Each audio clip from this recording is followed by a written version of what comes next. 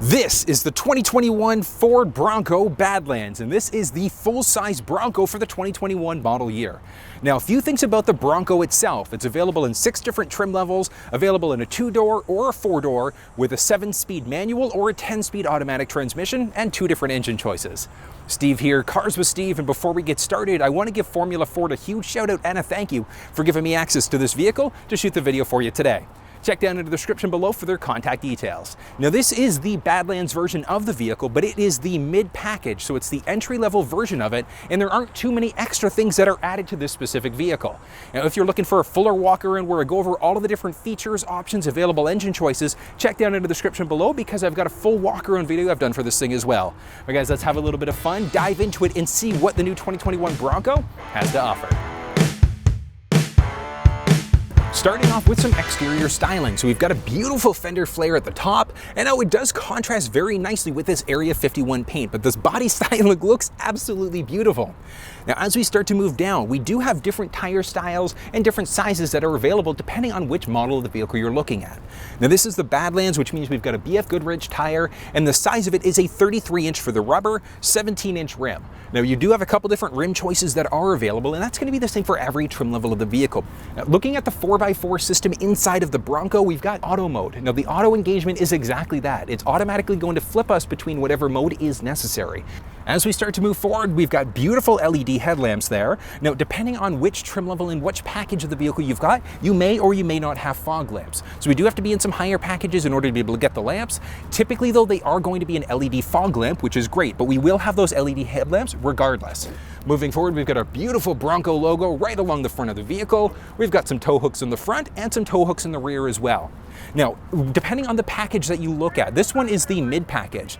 We've got the option for either the high or the luxe package, which is going to give us a range of different options. So it ultimately is going to depend on your budget, but when we look at that luxe option, we're going to get a 360 camera, we're going to have adaptive cruise control, and a boatload of other features. So it's going to depend on which features do you ultimately find are important for you. Boom. All right, so taking a peek underneath the hood of the Bronco, this thing does have 2 available engine choices. We're looking at the 2.3-liter turbocharged engine, and we do have the option for the 2.7-liter instead. And that's available for the majority of trim levels. Inside of the Badlands, this specific one, we're looking at the 2.3-liter. From a power perspective, this thing is going to be able to push out 300 horsepower and 325 pound-feet of torque. Now, we do have the optional 2.7-liter instead.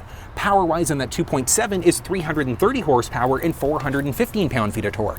So plenty of power when it comes down to it.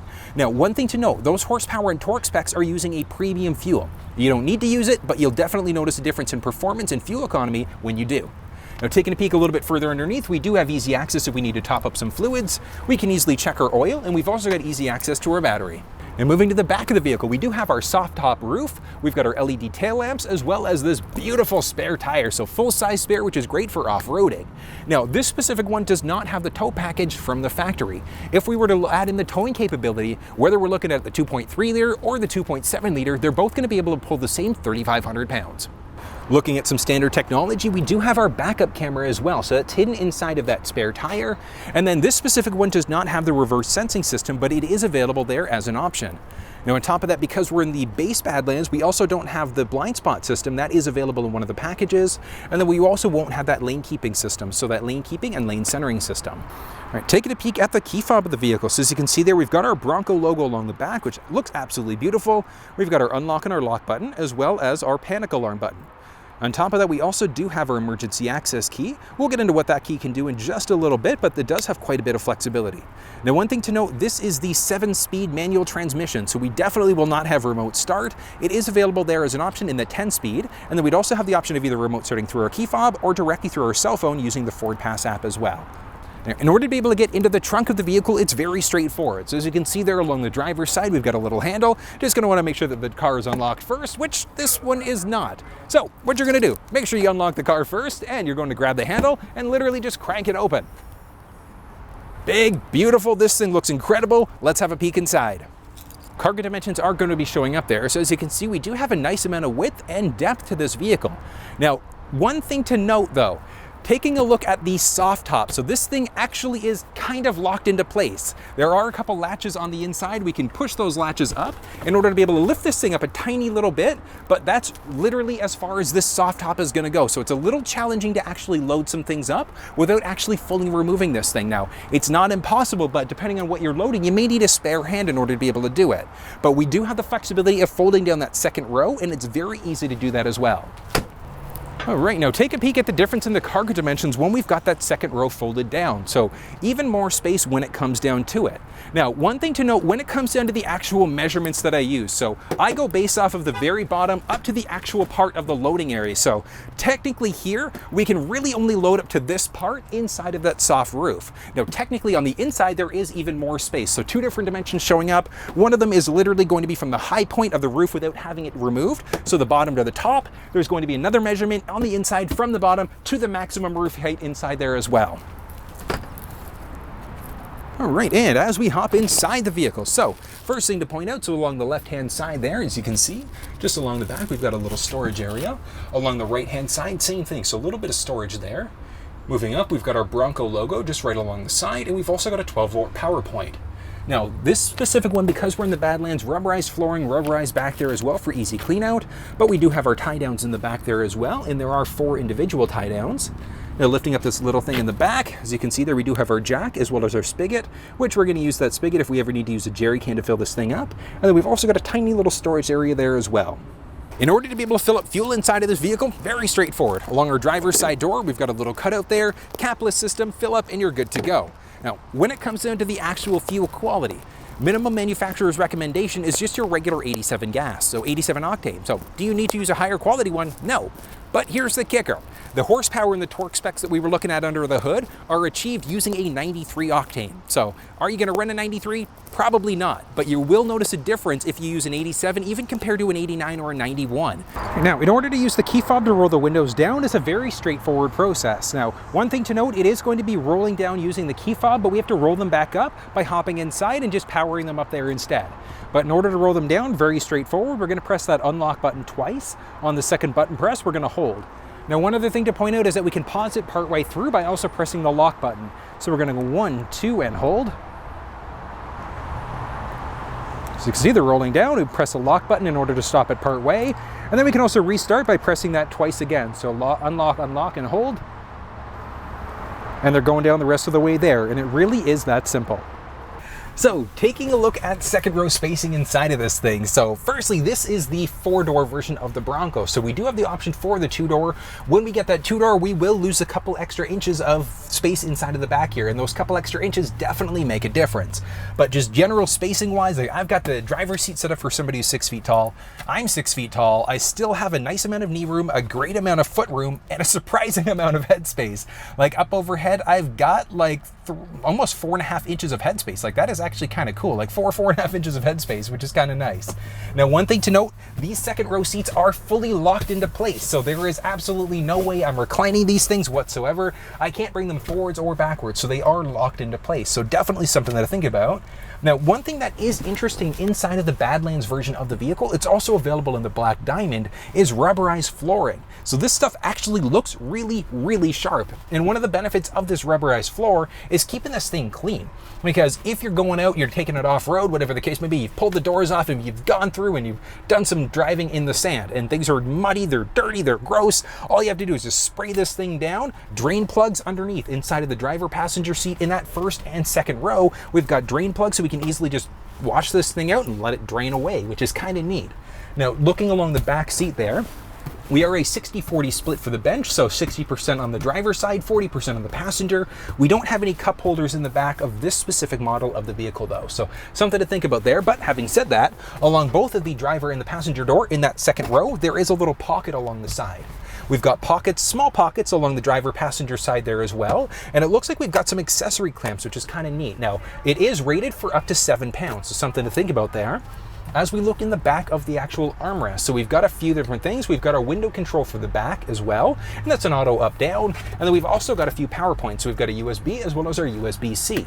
Off to the side, so we do have our handle along the side there. And now we are in the soft roof version of the vehicle as well. So we do have some exposed bars there over the top, which again, it's the Bronco. It is an off-road rugged style vehicle. So I think the styling of it just works. Looking at our driver's door. So this thing looks absolutely beautiful, but starting off, we've got our unlock and our lock buttons. We've got our handle, another little handle there, and then we've also got a little storage area. So if we need to throw in a water bottle, etc. Just to the left-hand side of the steering wheel, we've got a Bronco handle, and that's the same for the driver as well for the passenger side of the vehicle. Now moving down, so as you can see, we do have a little fan there. Down a little bit more, we've got the ability to figure out what's going on with our running lamps. We can increase or decrease the brightness of the cluster screen. Moving down a bit more, we've got our electronic parking brake and then our hood latch as well.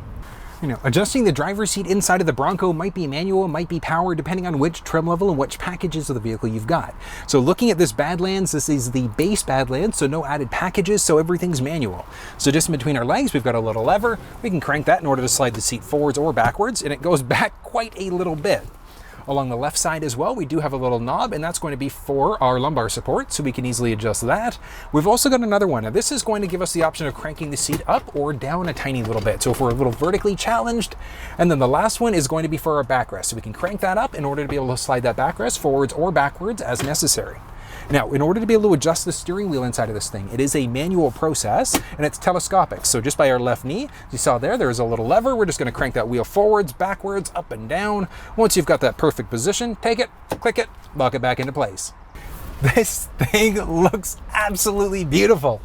All right, so first impressions of this thing jumping inside, I love the look of it, love the styling of it, the ruggedness of what what Ford was looking at accomplishing with the Bronco. I think they absolutely achieved it. Like, one thing to point out that I absolutely love the look of, we've got Bronco handles along the side there, and it just looks absolutely beautiful. Like, it contrasts nicely. We've got handle there, we've got a handle down here as well. So if things are going a little bit crazy, you can kind of grab on there, which is nice. Now, this is going to be just a short look at the steering wheel as well as the instrument cluster screen in that Sync 4 media screen. If you're looking for more of an in-depth walk around, check down in the description below because I've put together a comprehensive video. But looking at some of the basics, so let's actually fire this thing up so we can kind of figure out what's going on with it. All right, so firstly, this thing, like I said, does look absolutely beautiful. We've got our Bronco logo along the actual steering wheel itself. Off to the left-hand side. Now, at a minimum, we're gonna have just regular cruise control. When we're in higher packages, we will have the option for the adaptive cruise control system. We can also increase or decrease the volume as well.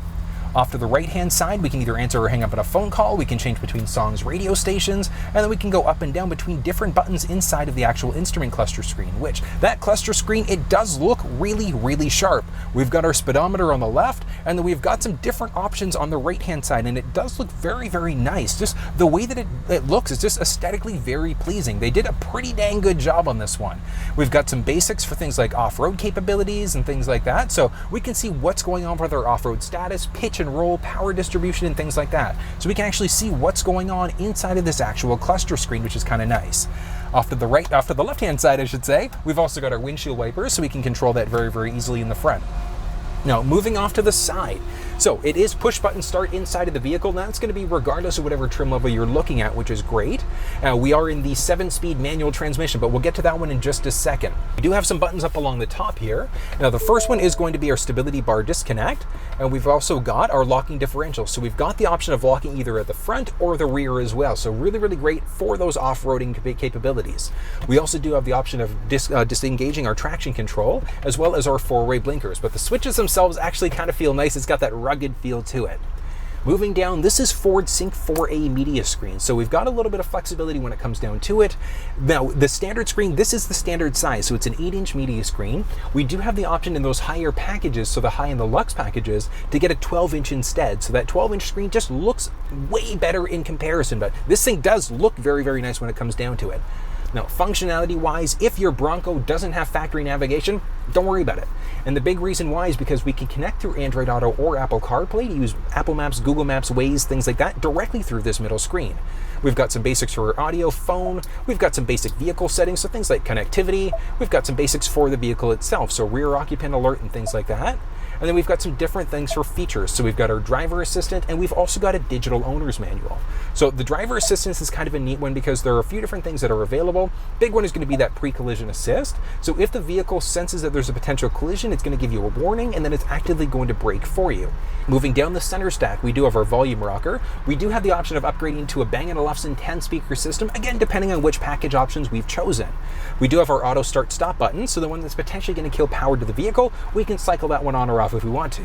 We've got our basics for our climate control there as well, so very straightforward in order to be able to use that.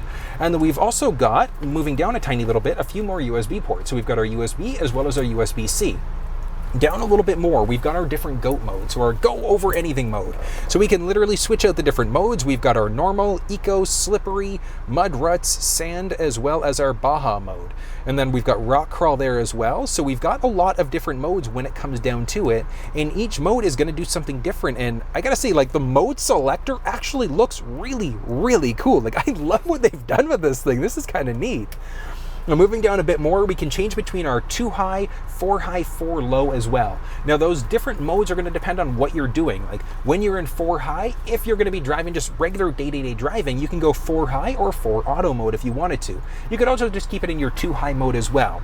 Your 4 low mode, if you're doing technical driving, pulling boats out of water, things like that, that's when you're going to go into that low mode as well. We also do have our hill descent control, so we can easily adjust that one as we'd like to. So that hill descent control is going to hold you at a set speed, and you literally only have to worry about working that steering wheel. So definitely useful if you're going rock crawling. Now, speaking of rock crawling, when we look at the actual 7-speed transmission, it is technically a 7-speed manual transmission with a little bit of a catch because we've got 6 gears. We've got the 7th gear, which is our crawl gear, and then we've got reverse as well. So crawling is literally that. If you're going to be rock crawling, that's where we're going to be shifting out. But I love the fact that we've got a manual transmission inside of a Ford vehicle. Like, that is so cool. Like, we've obviously got it inside of the Mustang, but the fact that we can get it inside of the Bronco, I think is really nice. Then moving down a tiny little bit more, we also do have our Ford badge there, which I love it. It's nice. It shows that it's built in Dearborn, Michigan at the assembly plant there. We've got a little holder for our cell phones. We've got a few cup holders. And this is where things are a teeny bit different because if you've ever been inside of a Ford vehicle, you're typically used to having the window adjusting buttons along the driver's side door. Not so in the Bronco. If we look at the actual armrest, we've got a few different buttons there. So we can control our windows from the actual armrest itself. And it's kind of interesting because even controlling our side view mirrors, they've done it in a very unique way because we've got the option of adjusting our side view mirrors there, but they flip things upside down. It's neat. It's different. It's definitely going to take a little bit of getting used to as well, but it's nice to know that we've got that flexibility. Now on top of that, we also do have our armrest here. And one of the cool things is that this is a lockable armrest. And that's where that emergency access key is going to come into play because we can easily lock this thing out just using that access key. But moving inside, we do have a removable tray there. And then we've also got another 12-volt power point in the back there as well. So if we need to charge some things, we can easily do that. Moving up overhead, we've got just our regular adjusting mirror. There is the option for the auto dimming mirror, again, depending on which package you're looking at. Up overhead a little bit more, we do have our basics for our interior lighting control, and then we've got a series of different auxiliary switches. So we can wire some things in if we want to. So lights up overhead, if we want some other front lights, things like that. We've got a lot of flexibility when it comes down to it. Now on top of that, we also do have our visor, and then we've got our vanity mirror with no lights on this thing, but we can extend this thing out quite a little bit if we need to block a little bit of sun as well. Now that is going to be the basics of the interior of the vehicle. Now, one other thing to point out is the actual roof itself. So this one is the soft top roof, which means that it can be actually removed fairly easily because we've got a few different clamps. So along the driver passenger side in the front there, we've got a little clamp there. We can just pull that down on both sides, and that releases the first part. We can start folding it up from there. So let's hop outside so you can see the next part of the process on how this roof rolls down. After we've lowered those latches on the inside, literally all we're going to do is take the first part of the roof and we're just going to fold it up. Boom, there we go. So that first part of the roof is up. On there, we've got another gray latch in the front there as well. So all we're gonna do is literally just pull this gray latch down, and that's going to release the second part. And that's where we can actually go to remove this part of the roof. So we can actually pull this part off. One thing to note, this back part of the roof is going to stay in place. So along the very top here, we do have a series of different buckles. So we would literally just remove all of these buckles in order to eventually be able to pull this part of the roof off. But like I said, this back part is going to stay on there regardless. In order to be able to close this thing up, we're literally going to do that. So we're going to make sure that this latch is back down, and we're just going to fold back up and over. There we go, and we're literally going to repeat the process. So on the inside, we're just going to close those latches up again on the driver passenger side, and it really is that simple to be able to remove this part of the roof. All right, folks, now time for the fun part. Going to be taking this thing out for a spin, seeing how it handles. Now, a couple things about it. This is the Badlands trim level, and this specific one also has the 7-speed manual transmission. So I come from driving manual transmission, so this is going to be a good time. I just got a feeling about that. 7-speed manual. Now, one thing to note about one of the gears, so that 7th gear is actually a crawl gear. So we're going to use that if we're going to be doing rock crawling and things like that, but so far, this thing feels absolutely beautiful. Like, the seat itself is super comfortable, which is nice. We're gonna have cloth seats, leather seats, or vinyl seats, just depending on which trim level of the vehicle that we look at. So this specific one does have a very comfortable seat there. And this is the Badlands base, because when we look at other options, like when we look at the option that's got the high package, that's gonna give us a 360 camera. We've got the option for adaptive cruise control and a number of other things, so. Okay, so with the soft top, like, I was kind of worried about road noise. I wasn't really sure what to expect, but road noise on this thing actually isn't that bad.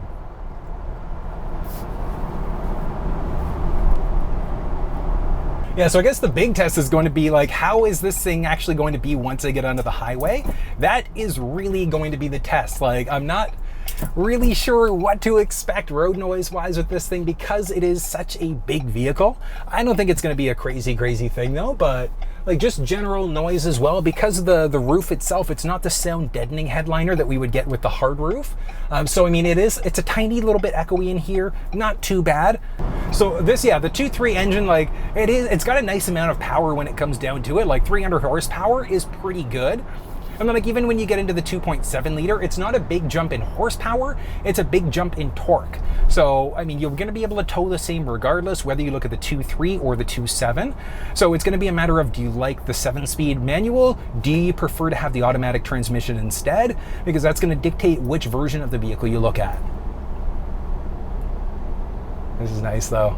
Oh, this is gonna be good. Dropping it down a gear to give it a teeny little bit of gas.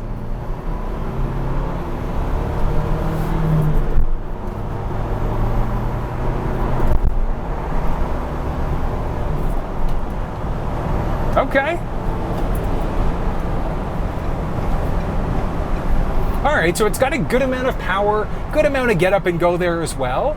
And then the road noise traveling, like, I'm going at highway speed, and the road noise isn't actually that bad. Like, at the end of the day, is it super quiet? No, but I mean, at the same time, you're not gonna get a soft roof if you're looking for a really quiet ride, so.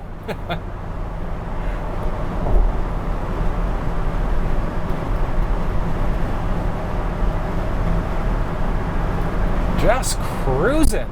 Like, I wasn't sure what to expect with these all-terrain tires as well, because this really is the kind of car that you're going to get if you're going to be doing a lot of heavy off-roading. So I was expecting the noise of the tires to be a lot more. It's not that bad. It's not bad whatsoever. Like, this thing is surprising amount of pickup to it. Like I said, like, it's a 2.3 liter turbocharged engine, so once that engine gets spooled up, it's going. And it doesn't take a long time for that spooling to take place either. Like, I'm actually kind of surprised. Like, it's a 2.3 turbo, but I guess the kicker is because it's a manual transmission, that's where we can kind of figure out what gear we're in. So, like, hovering in, here, let's actually try it. Yeah, it takes like the briefest of seconds in order for it to, like, kind of come into gear, but it's not like it takes a long time to do it. And it does feel really nice when you switch out gears too.